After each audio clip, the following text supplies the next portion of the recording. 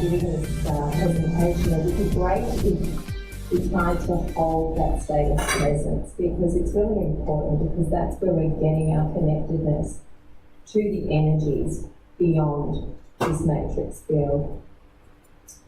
So, as Joyce said, I'm a medical doctor. Somebody actually asked me earlier what I was going to talk about. I said, actually, I'm coming in with some vaccinations for you all, and I'm going to write some prescriptions, and you've all been fooled, and you're all here, and I'm going to get you. No, I'm a medical doctor. I am a trained general practitioner, but I have left mainstream medicine and now practice as a multidimensional energetic physician. What that really means is that I am a cleaner and an accelerator of this evolution of what we're all going through. By cleaner, I mean that I'm cleaning up that's happened to our physical, mental, emotional and energetic bodies, and really cleaning up that's being done to prevent us from knowing our truth. And the acceleration part is that I'm bringing in energies that are activating DNA, opening up our chakra systems and connecting us to the energy that we're supposed to have running through our bodies. So I'll just give a brief outline of how I came to do what I'm doing.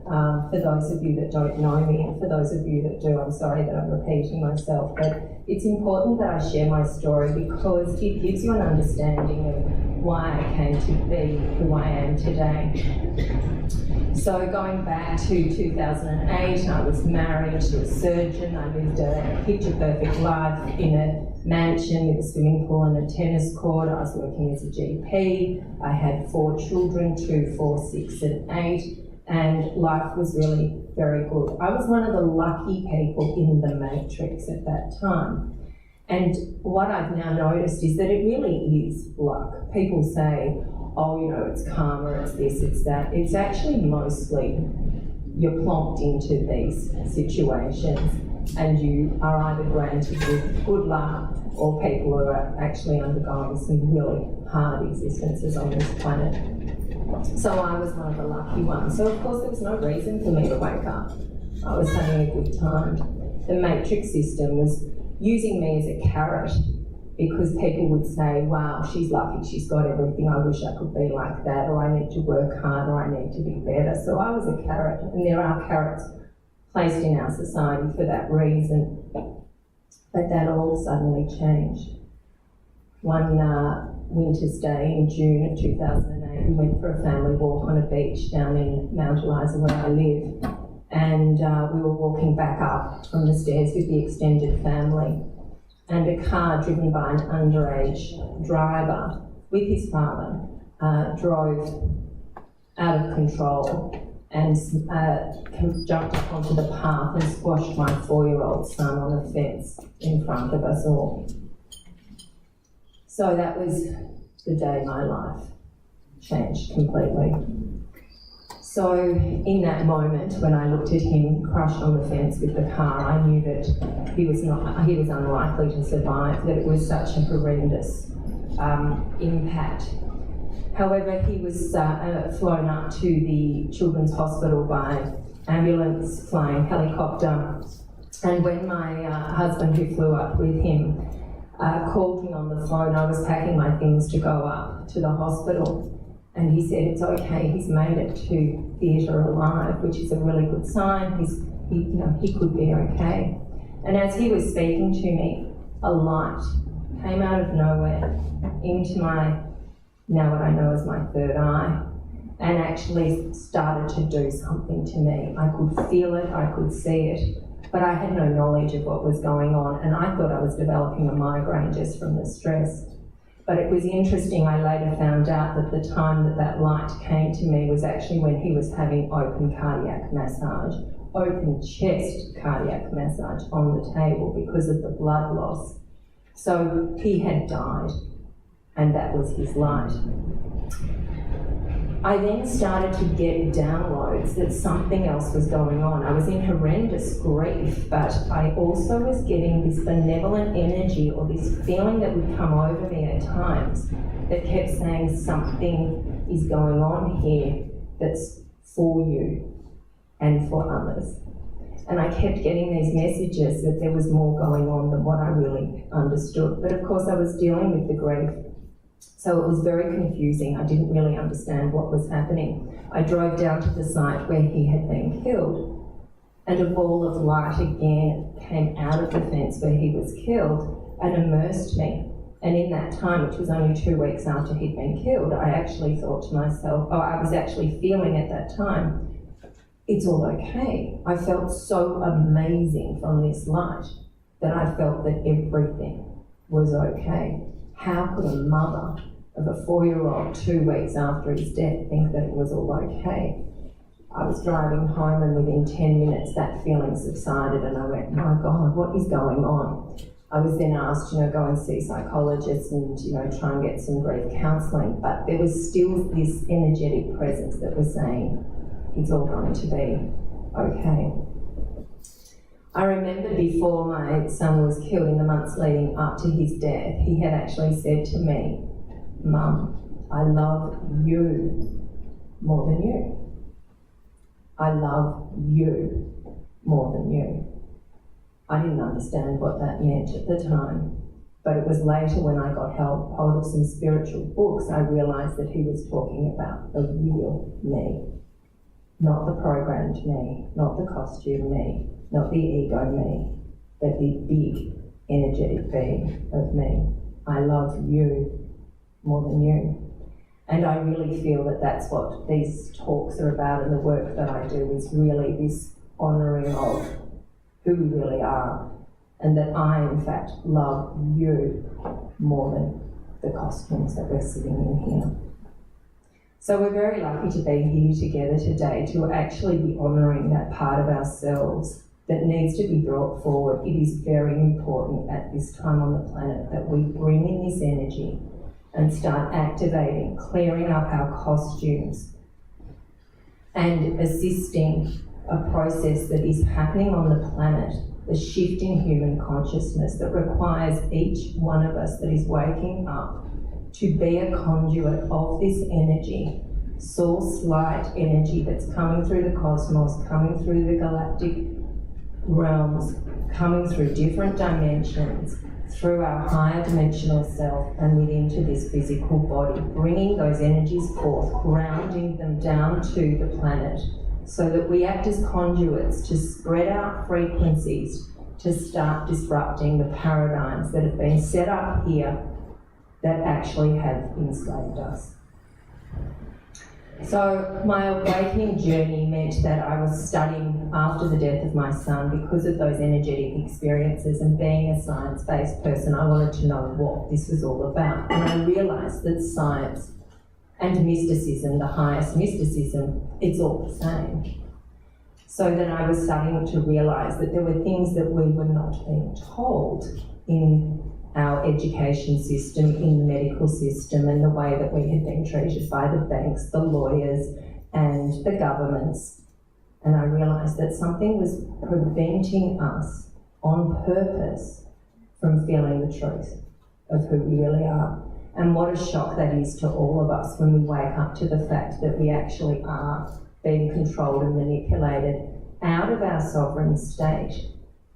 And our sovereign state is peace, love, joy, well-being, self-healing, self-regulating, connecting with one another, and living well into our hundreds, beyond 200, 300, and actually then deciding it's time to leave because I've done enough here. We're not supposed to be living the way we're living. And it is time to make that change. And we are at the leading edge of this evolution. Those of us sitting here, anybody who's attracted to these sorts of meetings, we are really all at the leading edge. And we are finding more and more people are waking up. There are more and more people all over the globe who are starting to feel these energies and organically start to resonate with the information and with the higher frequencies. And something is really happening on the planet. We have benevolent assistants. We have off-world energetic beings who want this to happen for humanity. And we also have photonic light packages. We've got a change in the electromagnetic, the geomagnetic frequencies, the Schumann's resonance. This is all about Mother Earth awakening and our human bodies awakening, our minds and our energies really coming in. So my journey continued where I was researching and really reading lots of things about the mysticism of religions and trying to put the dots together: astrology, astronomy, archaeology, anthropology, and I was really starting to connect things and see that there was really, throughout history, throughout the ages, through the indigenous populations, this is known.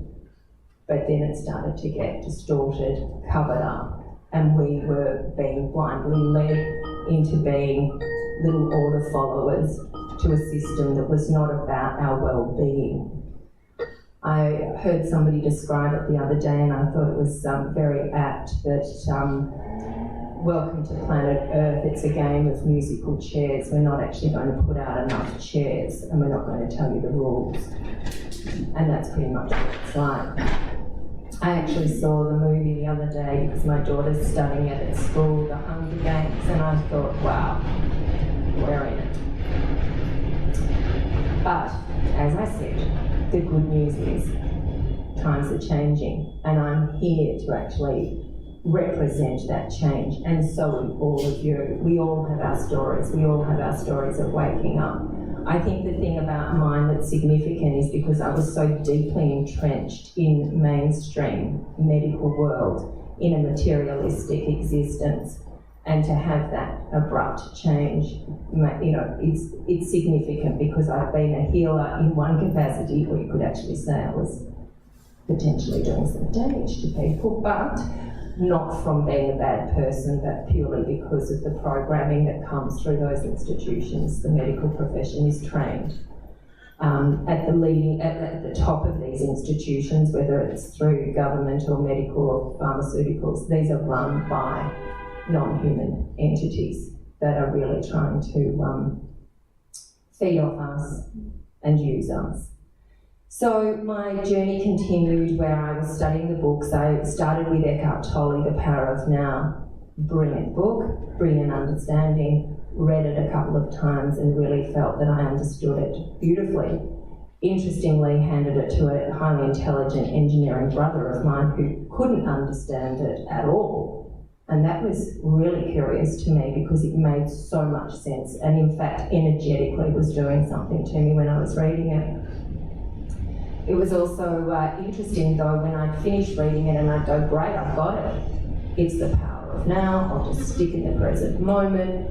I'd understood the great beings from my research before, and I'd gone, this is amazing. We just sit in the power of now and we're done. Oh yeah, 10 minutes later, I'm no longer present. And so then I started to get curious. Why can I not stay in the present moment? What's wrong? What's going on here? And so that led me to further investigation of why can't we stay present? And then I realised because we're programmed not to.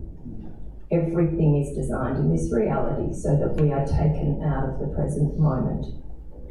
So we are conditioned with programming that has come in through past lives, real or virtual. And by that I mean we've experienced past lives of hardship, of vulnerability, of abandonment, of rejection, of poverty, of loss, of grief, of trauma, arms, legs cut off, dragged through mud, hideous experiences, time and time again, energetically imprinted in us. And then mind work, just to add to it. So we can't expect to remain present when our background level of post-traumatic stress disorder is so high. We also, of course, in this lifetime continue to experience stress. We have the day-to-day living arrangements of modern society where we're all working hard, earning less, things are going, the price of the basic living is going up. We're under stress, we're in anxiety, we're continuously projecting into the future of what's going to happen. Will I have enough money? Will I be safe? Will my children be okay? Am I about to get cancer because there's so much of it around? These are the thoughts that are taking people out of the present moment. And if that's not enough, we're also taken back to the past with guilt and shame. Oh, I did the wrong thing. It's my fault. I'm a bad person. And so we are continuously ruminating out of the present moment where the power is.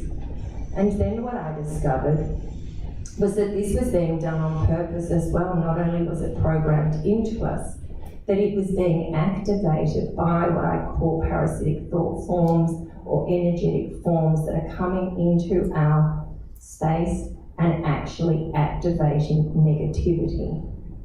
So for those of you that were like me, that couldn't remain present, it's not that there's a problem with you, it is that you are just being pummeled by all those things that I've just mentioned.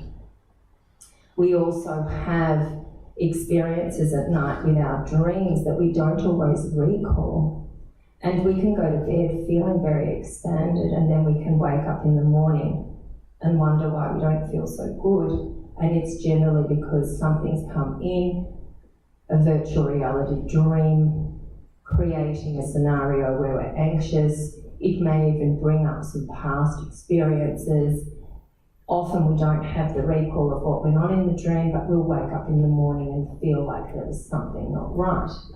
And then you can go through your list, but nothing's changed. Why am I feeling so disgusting? And that is because something has come in and altered your thoughts and feelings during the night. And again, you don't have recall. Some people do. But it's, not always. So, as I was starting to uncover all of that, I was getting downloads, I was getting understandings, but the biggest thing that happened was when I went to a temple in India in 2014, and I was zapped on the head in the temple where a great being called Bhagwan is buried. Now, he radiates out a frequency. This great being has come onto the planet retaining his galactic frequencies, embodied in a physical, to be a healer. He wasn't religious. The religions and the lineage formed around him, but he was a pure light being. And so when I came to this village in India in 2014, already open from the experiences that I had had, and from studying and researching and spending some time at an ashram locally, I was ready for something, and I was ready to be activated further. And so when I went into the temple and I was actually saying to him, well, how do you get to be so present and so expanded and so joy-filled and capable of healing? And it was like zap, and it came on through me. And I was really catapulted into cosmic consciousness probably for 12 to 18 months, where I was having an amazing time, filled up with this light, feeling joyous and feeling really expanded. But what was happening around me was that everyone was saying, you've gone mad. You've lost that plot. You're no longer worried about what's going to happen. So there must be something wrong with you. We run on anxiety and people get worried when you don't have it. So I was actually taken off to see a psychiatrist, which was fun, but because I'm medically trained, I was very clever when I answered the questions.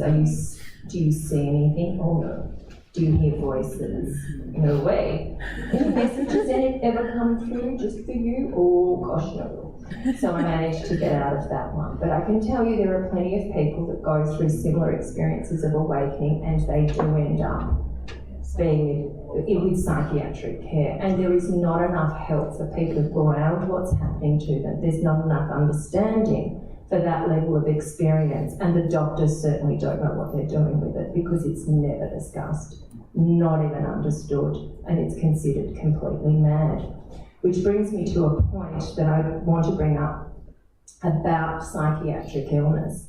I've actually come to the point that I don't even believe that psychiatric illnesses exist.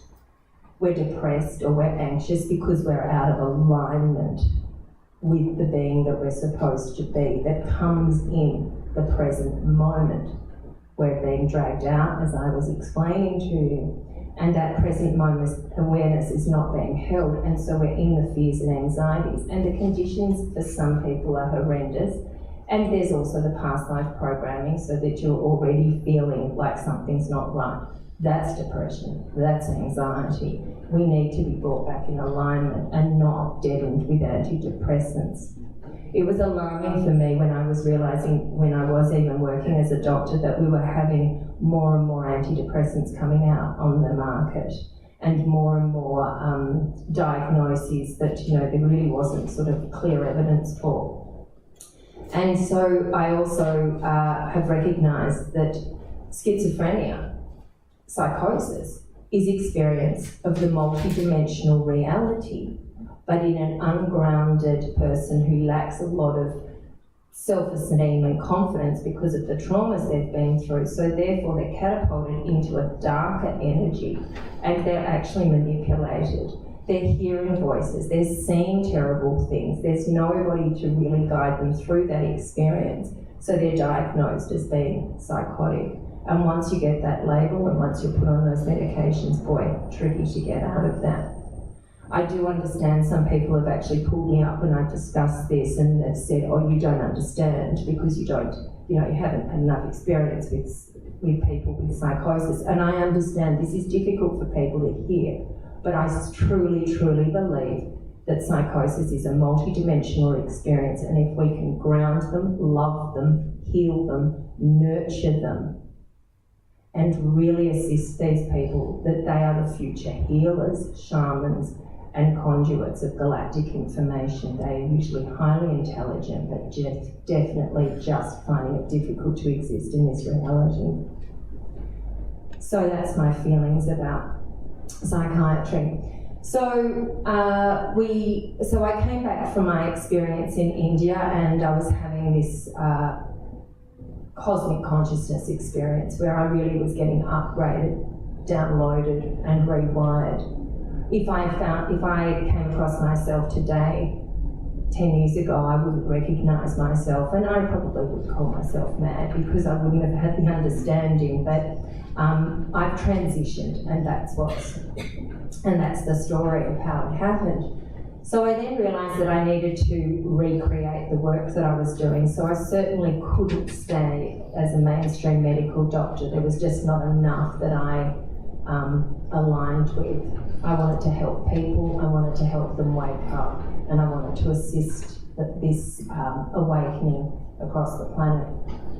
So I started to do energy work, and that was amazing, and it still is.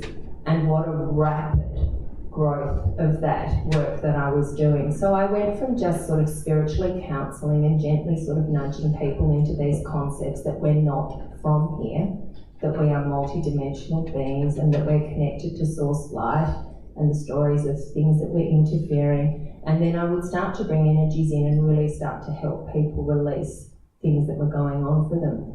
And phenomenal things started happening. Beings would appear in the room. People who were not even that awake would look at me and say, there's a big blue being standing next to you. And it's telepathically communicating with me, and I feel amazing. And then I would have people say, you've disappeared. And then I'd come back, and I was a black Indian man. This was because, or is because, I'm going up in frequencies into bringing in the frequencies within this physical body. We are not sold. We are made up of this energy, and we have a reality in this dimension that thinks that believes it to be solid, and that's how we're programmed. But when we release these programs, we open up to the frequencies of who we are. We bring those frequencies in. Our perceptions start seeing beyond the very narrow spectrum of what we've been controlled to see and feel and know. So when I'm doing the work, the beings will come in and, or just simply this energy comes through me, and I start to activate the person that's sitting opposite me. So the energy in me will bring forth the energy in the other person. The same as when the beings appear. What this is doing is activating the energy of the person to come in, their higher self, to come in and start cleaning out whatever's been blocking them from feeling this incredible frequency of peace, love, joy, well-being, and have that ability to self-heal. So it's been amazing. I find that when I do my work that I can have somebody go from extremely anxious, extremely depressed to 99% better even within one session. I'm finding that the receptivity is getting stronger and stronger. I think I'm getting to be a strong conduit of the energies. I do a lot of self-work. I've cleared off a lot of my programming and my beliefs, and I'm very open to lots of things, not the dark though.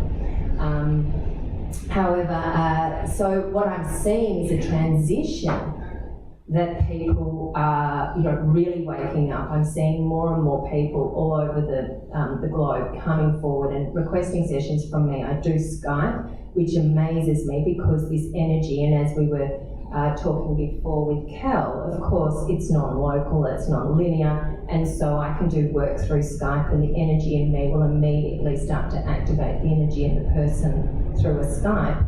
And they'll often see me shape-shift, they'll often see the energies change, the energies will change in their room, and so they know something's going on.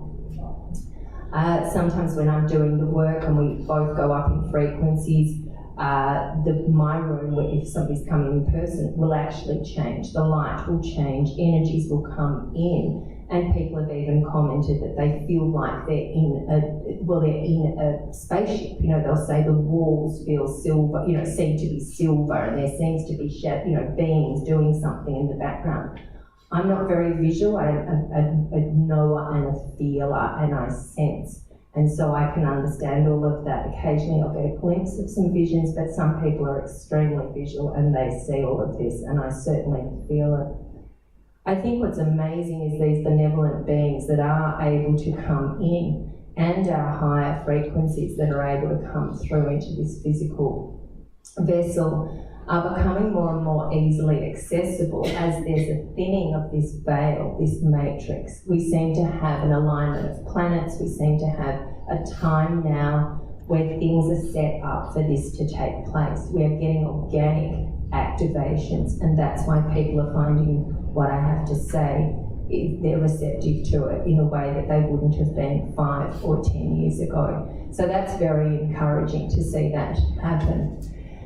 So I wanted to sort of give a few more examples of what people have experienced, because I think that that's always where the most interest is. We all of us here have an understanding of the concepts that I have described. I would think so anyway. That we are multidimensional, we're not from here, we're galactic beings, we're connected to galactic families, we're connected to different star systems, and these things are very important.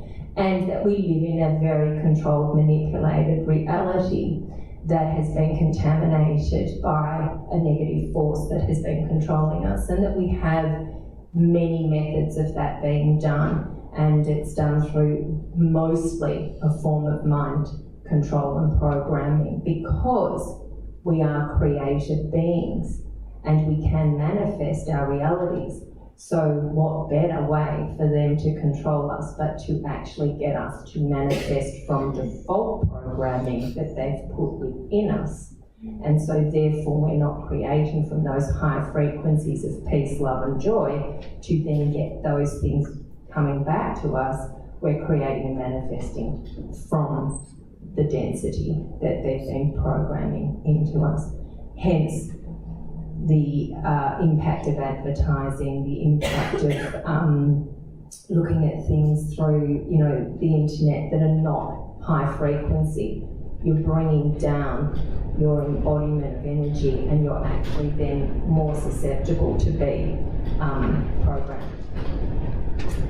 So the thing that I've been noticing mostly with people lately is this sense of, I must have done something wrong, that this is my fault. There seems to be a lot of guilt because people are waking up to this concept of being creative beings, and they're going, well, there must be something really wrong with me because I'm not creating this amazing life. But I think we do need to understand that because of the conditioning, it's impossible until you start activating and clearing up and raising your frequencies, because you're continuously being pulled down back into the matrix system. And I think we need to let go of guilt and an understanding that there's something that we've done wrong. And I also believe that this understanding that it's karma, that you've been really bad in a past life. I don't believe that any of us sitting here, and certainly the people that come to see me, are anything other than pure light and love. And that's why we're at the leading edge of this game. And so I think we need to get away from the concept that we were really bad and we're just making up for all the rotten things we've done in the past life, and we were once the perpetrator and now we're going to be the victim. I think that's actually all just being infused into this matrix system to blame the little individual human once more. We're responsible for climate change, we're responsible for everything. But it's actually a way of controlling us and making us feel guilty. So I'm saying we're not responsible for all those things. There are bigger players here that are doing this. So I just wanted to run through a couple of interesting people that have come to see me of late, because as I said, I think that this is where the interest is, because really when we see people transform, it's so amazing. And when we hear of other people's experiences that actually take them from feeling fear and anxiety to feeling peace and joy, it's really quite remarkable. So a woman called me the other day. This was a Skype, and she's not even that awake, but she found me somehow, which is great. That is the beautiful positive thing of the internet, of course, that she'd seen an interview of mine, and she said something really odd has happened to me and I didn't know who else to talk to. She said she woke up in the morning, she was in a different house, she was married to the same man, she had the same child, but she was going to a different job. She found this absolutely remarkable and was quite comfortable in this life, but she knew it wasn't quite the one she'd been in, but she sort of went with it, went to work, found it actually okay, knew what she was doing, but something felt a bit off. Interestingly, a bang went off in the building that she was in this new workplace, and she found herself immediately brought back to her bathroom of her original house, getting ready to go to her original job. This woman's not that awake. She didn't know what was going on, and that's the level of her experience. People are not making this stuff up. These things are happening. And so there is evidence of parallel realities, parallel timelines, different parts of us existing in different realities. So that was huge, but what was even more interesting was when her mother rang her that night. She rang her on her mobile, not on her landline. She was chatting away to her mother, and then her mobile rang, and she said to her mum, I'm just going to find out who's calling. It was her mother. So she picked up the phone and she said, Mum, why are you ringing me on the other phone? She said, well, I'm just ringing to see how you're going, darling. I just want to know what's going on. She said, but you're on the other phone. She goes, oh, don't be so ridiculous, this nonsense of yours. She said, just hold on a second. Put the mobile down, went and picked up the landline. Hi, Mum. She goes, well, who's on the phone, darling? She goes, well, it's you. So she's having these amazing timeline experiences. And she confirmed it when her son, who was about 15, who was awake, came in And he actually went on both phones and said, "Mum, something wacky, really big is going on here." Interestingly, her husband came in, completely unawake, grunted, said, "Oh, that's just your crazy stuff," left the room and started to watch television. The cognitive dissonance is incredible for people, and I think that those of us that are awake, we've all come across it, but we need to understand it's such a real thing. These people can't feel, they can't see, they can't know. This 3D reality is all there is, and that is it. And we have to understand at their level of activation, where they're at now, they're not capable of taking on those concepts. It doesn't mean that, of course, they won't wake up, and it can be very sudden or it can take some time. But, you know, we can spend a lot of time being very frustrated with friends and family that don't get this, but they can't. It is an actual thing that needs to take place to start clearing off the blocks that have happened to our DNA, the genetic manipulation that took place from off-world beings, the genetic manipulation that comes, you know, that's happening to us all the time in this environment. Viruses, bacteria, there's biological warfare that's been introduced that actually comes in and contaminates the DNA and prevents it from receiving the light and activating. We also have family lineage, genetic material and programming that is also hindering that experience. And of course, as I discussed, the ongoing sort of mind control and dumbing down. So that woman, it was really, I mean, that was fascinating. So I was able to really help her just bring in all this understanding and really ground her and really start collapsing down the timelines that were not helpful, that were sort of bleeding into this timeline, causing confusion and also causing quite a lot of fear and anxiety. So that was pretty amazing. I love it when these people come forward with such amazing experiences. The other day I had a woman who was coming through the front door at my house, and she was stumbling, she was really having difficulty. She was in her 60s and was really finding it difficult to walk. And she said, "I'm sorry, I'm so slow, I've got Parkinson's." And I normally get people to take off their shoes, and she said, "Look, I prefer not to because I'm really unstable." And when she got up from the couch to go to the bathroom, which was across the hall, I watched her walk and I was like, "Oh my goodness, I hope she doesn't fall." So that's how bad she was.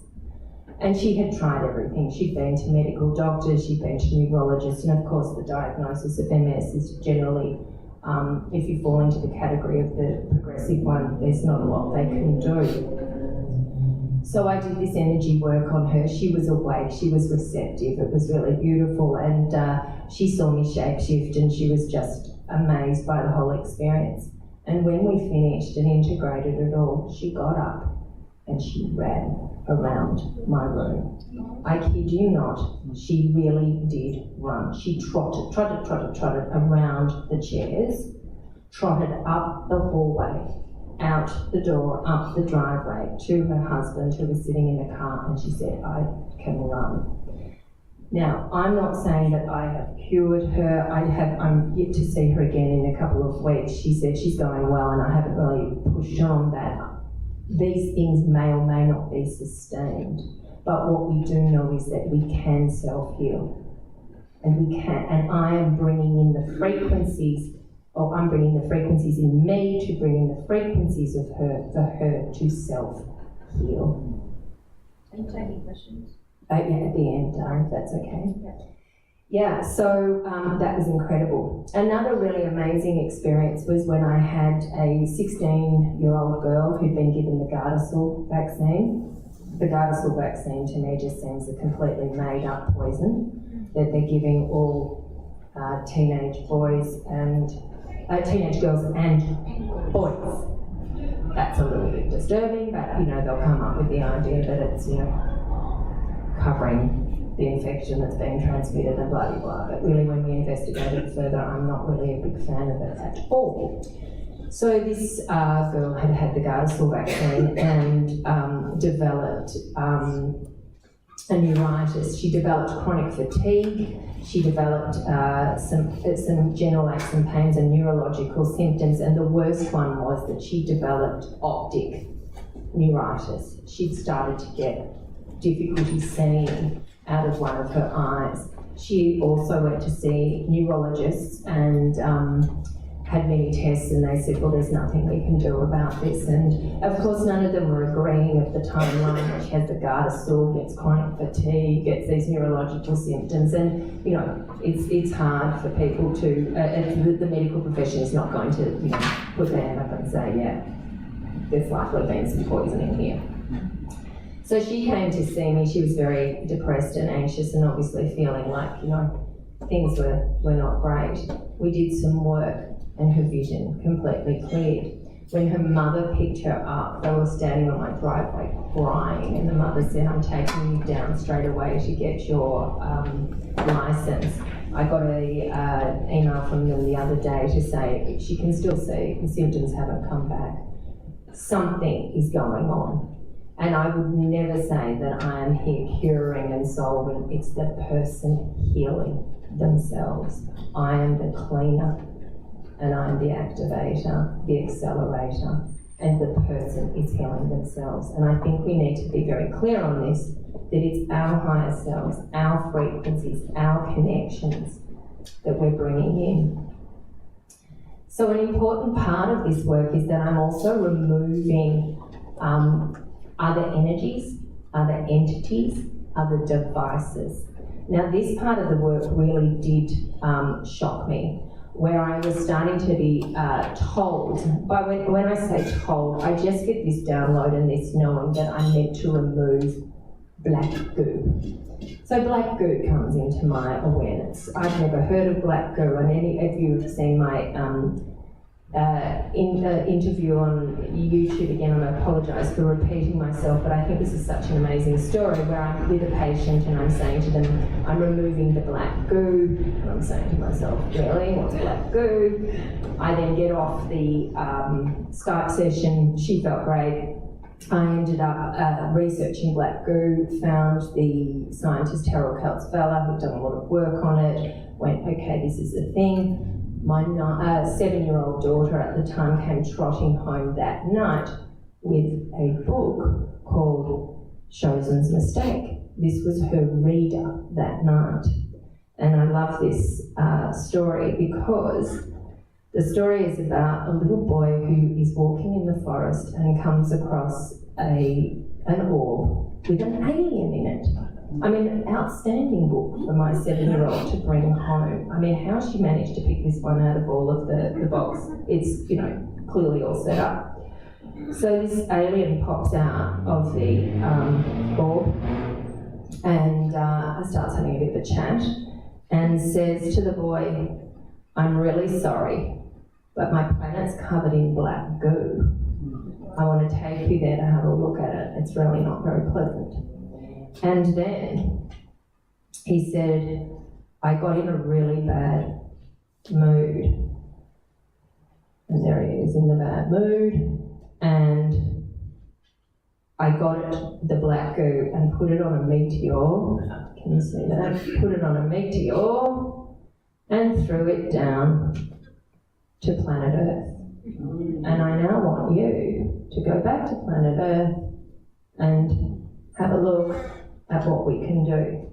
And you'll know when you're on planet Earth, it's on the trees, on the grass, on the animals, on the people. So, phenomenal. So the confirmation of the download, remove some black goo, came when I researched with Harold Kaltzfella, who said that this was something that he'd come across. And when I also got this from my 7-year-old daughter as her reader for that day. So synchronicities, the universe really looking after us.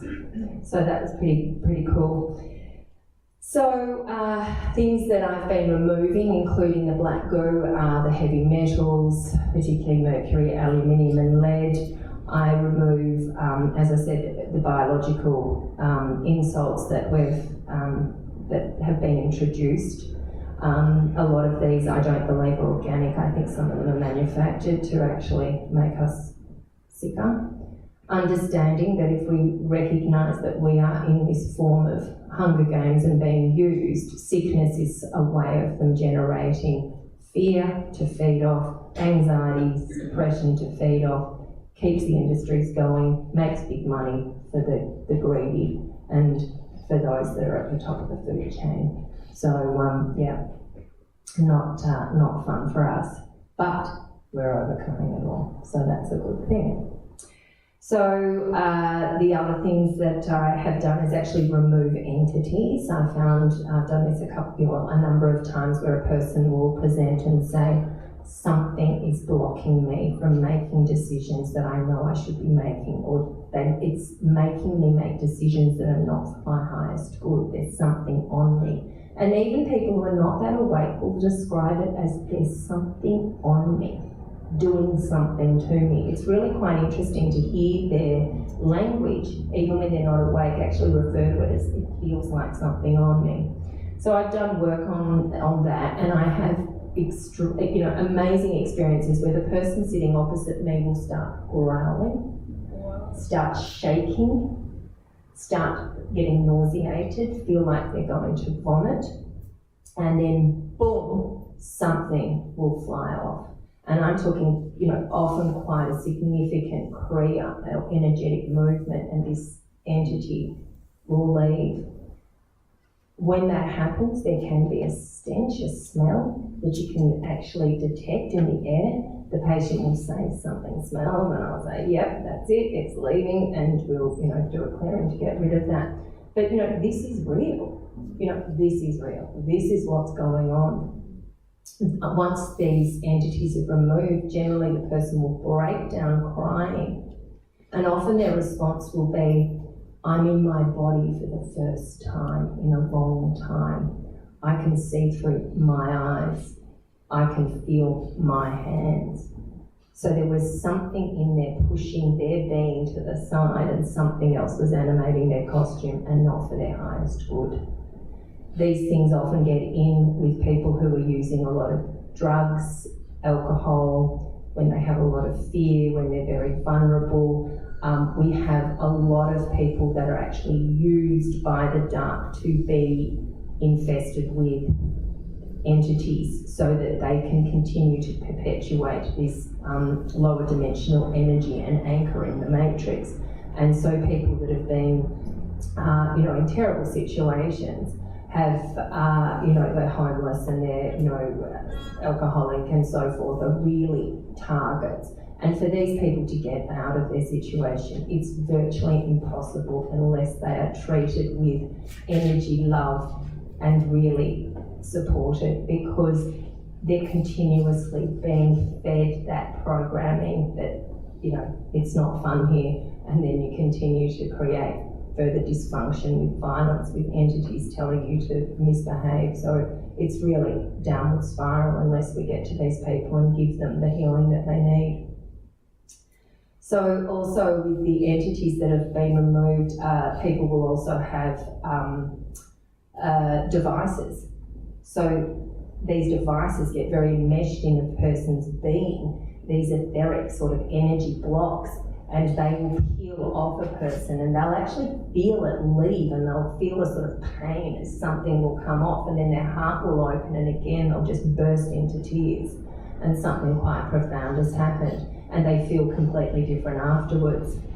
The person that, or one of the people that I removed a nasty entity from, had said for 4 years she had felt that something wasn't right, that she wasn't herself. Interestingly, she'd had a nasty experience in birth that had been, she was hoping to have a natural birth and she had to have a lot of intervention in hospital. Her frequency would have dropped, she would have been in fear, the hospitals are full of these negative energies. Something potentially got on there, because it was interesting. She described the fact that she never felt she could bond properly with her baby. She didn't have that sort of heart connection and wasn't looking in their eyes and getting that sort of motherly instinct. In fact, she was diagnosed with postnatal depression, put on some antidepressants. She also noticed that the family dog that had been, that she had a relationship with for many years, after the birth of the child, didn't want to come near her. So it was really interesting. She felt weird. The baby, she didn't bond with the baby. The dog didn't want to come near her. After the healing, after this thing had left, she went home. The dog came running up, licking her. She had the first interaction with her child through eyes, through heart, through connection. She just said it was incredible. And another interesting aside to that person was that she was telling her husband that she was going to come to see me. And her husband was unawake and very sceptical about it, because of course it does sound pretty out there.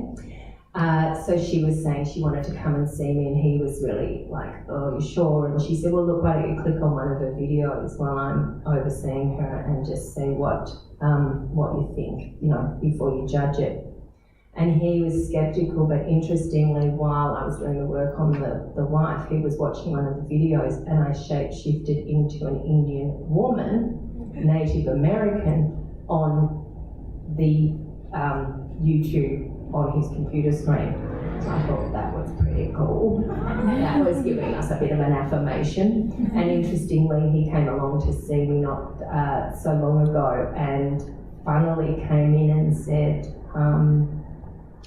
that he didn't really feel that he didn't really have much going on, but he just thought he'd sort of see what was happening. Within 5 minutes of the energy coming in, and it comes in very quickly, he's sobbing.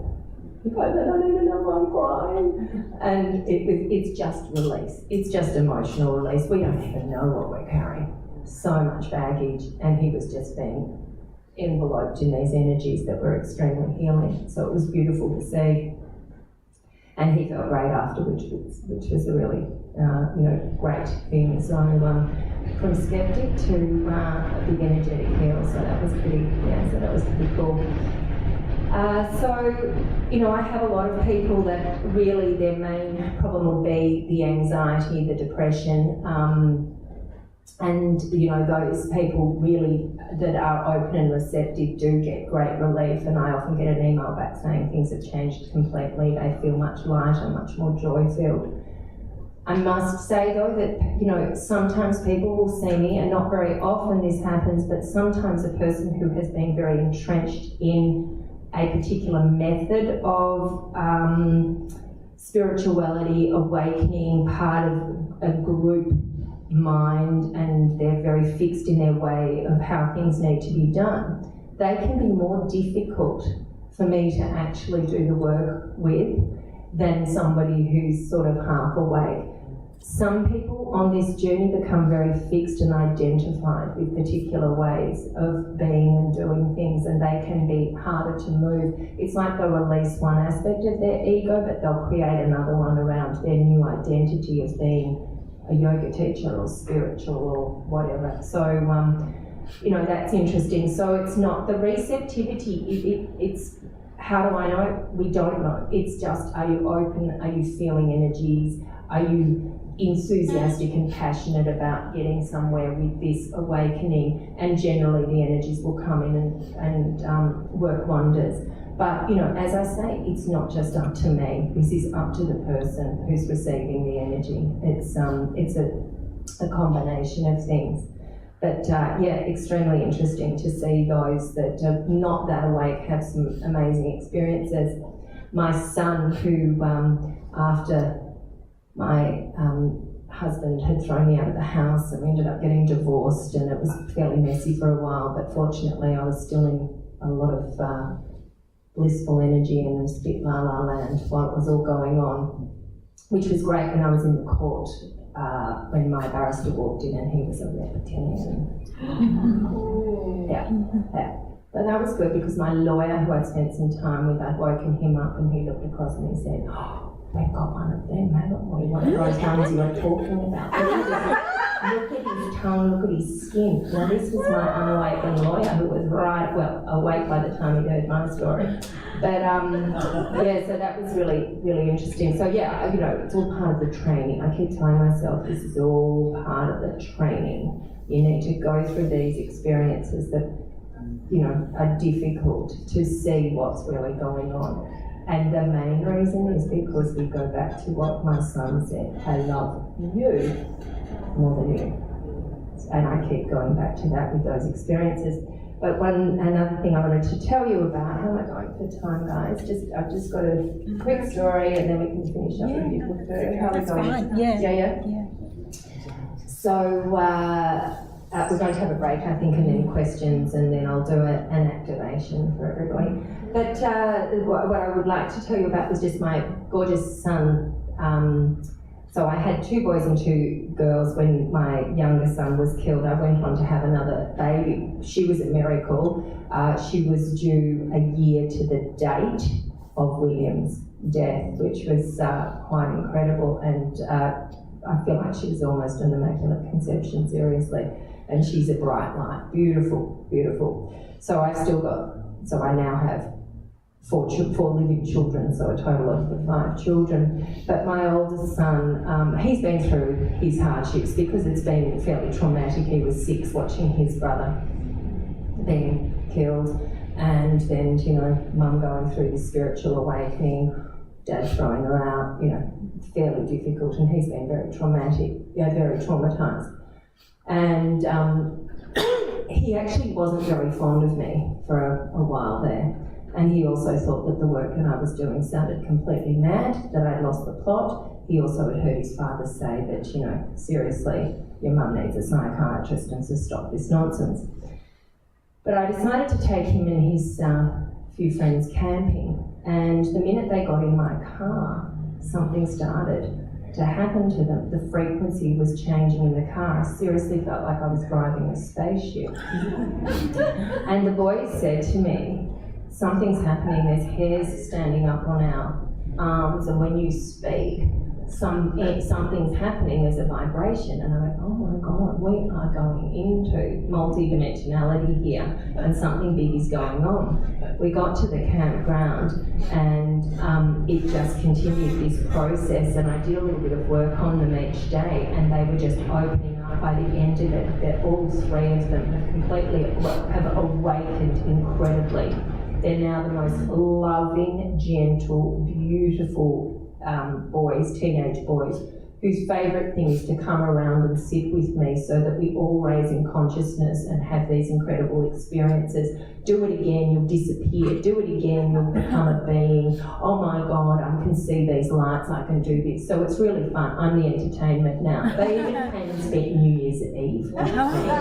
17-year-old male coming to spend it with the mother. Love it. So, but what's been fascinating about them all is they have changed without me saying anything. Their parents have contacted me and said, what have you done to my son? I don't recognise him, he's so nice now. And, but the way they've really changed, in their attitude and their understanding of things. Interesting, they've all left school, not, because they've woken up and said, we get it, we're being programmed, we want to get into something practical, we want to build, we want to grow, we want to do something.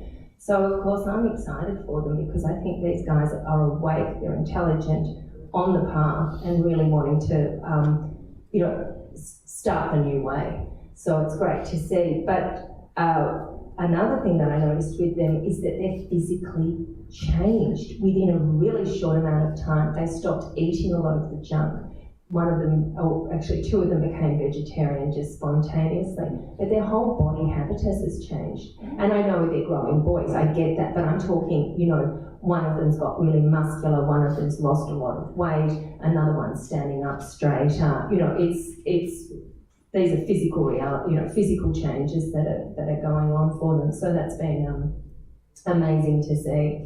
So I've still got an 18-year-old daughter who's still on the fence, thinking that I'm slightly crazy. She actually wants to be a doctor, so let's see how that path goes. She's just started university. And interesting, she's starting to see that things aren't quite right in the university system. I'm trying to be careful not to say too much, but she was telling me the other day that, her course has gone from an intake of 400 a couple of years ago to 800.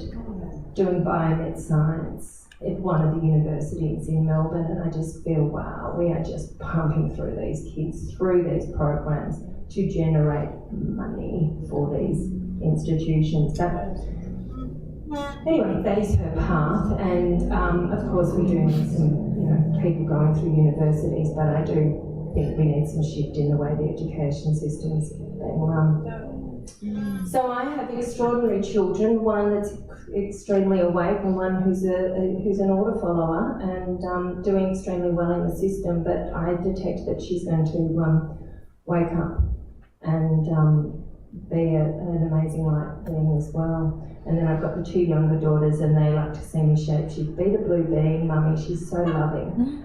And I think that's their way of getting out of bedtime or something. But yeah, so look, I just wanted to touch a little bit more on as we wake up. Of course, all of you realise we do change the way we feel, the people we want to be with, the jobs that we are doing, our diets change, our sleep patterns change, and please don't worry as we go through stages of being tired because the energies are coming in and we are meant to rest. Being is part of doing, if you like, being, just connecting. Grounding, very important. Get off your shoes, connect with nature, be the conduit of the energy. Don't go to the things that you know are going to be energetically depleting if you can help it. And, be compassionate to yourself and really start to understand that you are going through a transformation. You need energetic support. Don't worry if there's nights where you're not sleeping because we do go through cycles. Sometimes it's very active, we've got lots of energies coming in, we might be quite awake. Other times we need to go and have a nap during the day. This is, all very normal and we need to just adjust to that.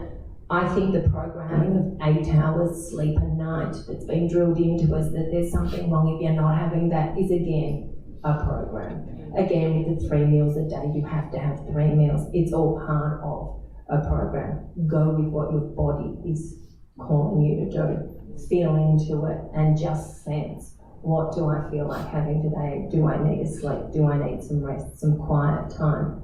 And, take it easy on yourself. Self-love, self-compassion. Own oxygen mask on first, and then we can help the rest of the world. And to embody the frequencies. My way is one way. If you resonate with it, fantastic. If you don't worry. It doesn't mean there's something wrong with you. There are other ways to do it, other things that may feel more resonant for you. We all come from different star systems, galactic families. My way may not be the way for you, and don't worry about that. Again, also with the information that I impart, if some of it doesn't feel true to you, that's fine too. We are all bringing in pieces of the puzzle, and there is not one person that holds all the keys. Far from it. And we need to listen to each other, feel into each other's energies, and that's how we begin with this. And vessels. So, bring in high frequencies, don't get bogged down. Understand that whatever is going on here, we have the power, we have the skills, we have the magic and the ability to overcome all of it.